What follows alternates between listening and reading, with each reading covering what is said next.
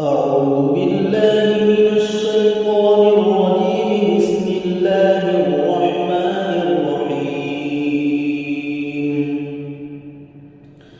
يا أيها الذين آمنوا استعينوا بالصبر والصلاة إن الله مع الصابرين.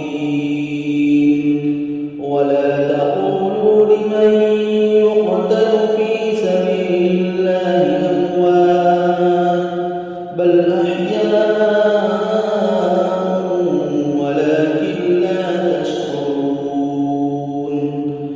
ولنبلونكم بشيء من الخوف والجوع ونقص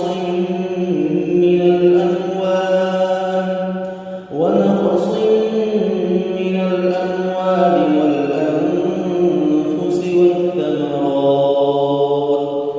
وبشر الصابرين الذين إذا أصابتهم مصيبة قالوا إنا لله وإنا إليه راجعون. أولئك عليهم صلوات من ربهم ورحمة وأولئك هم المهتدون. إن الصفا